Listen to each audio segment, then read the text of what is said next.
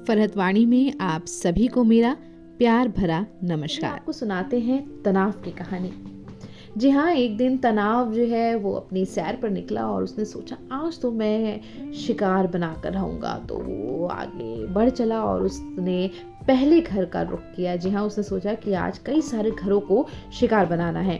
तो उसने पहले घर का जब रुख किया तो उसने पाया कि वहाँ पर एक पिता था, एक बेटा था और बेटा पिता की इज्जत नहीं करता था। बात बात पर गाली गलौज करना और छोटी छोटी बातों पर उसको पिता को सुनाना बहुत अच्छा लगता था। इसके साथ ही वहाँ पे ना लोग मिलकर खाना खाते थे और ना ही बाहर घूमना फिरना था।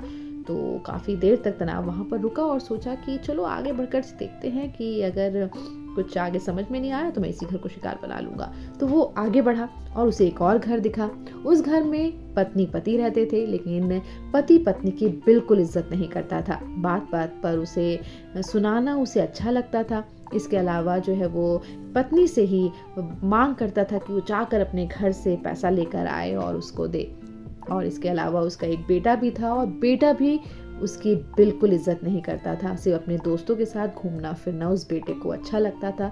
धीरे धीरे जो पत्नी का जो दिमाग था वो नियंत्रण से बाहर होने लगा और वो थोड़ा थोड़ा सा बड़बड़ाने लगी और दूसरों को भी कुछ ना कुछ सुनाने लगी।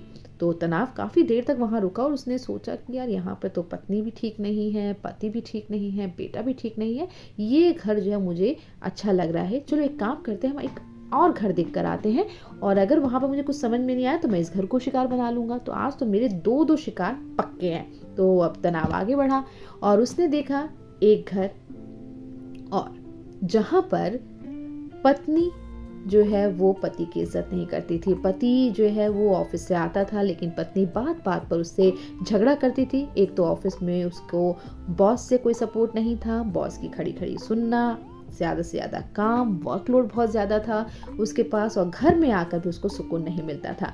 पति ने कुछ खाया है नहीं खाया वो उससे पत्नी को कोई लेना देना नहीं था। वो सिर्फ बिजी थी तो अपनी किटी पार्टीज में अपनी सहेलियों के साथ उसको बाहर जाना अच्छा लगता था, शॉपिंग करना अच्छा लगता। तो यहाँ पर जो वो पति था वो थोड़ा सा दिमाग से जो है वो भी संतुलन खोने लगा और बात बात पर आपस में झगड़ा बढ़ने लगा और अकेले में वो बड़बड़ाने लगा। तो तनाव तो बहुत खुश हुआ कि आज मेरा भरपेट भोजन मुझे मिल गया है और मैं जो है बहुत भर के खाऊंगा आज अच्छे से। तीन घर मेरे हो गए हैं जहाँ पर मैं अपनी जगह बना सकता हूँ। लेकिन फिर तनाव ने सोचा कि चलो एक काम करते, 3 घर तो मेरे हो ही गए हैं तो क्यों ना थोड़ा सा लालच किया जाए और एक और घर का रुख किया जाए।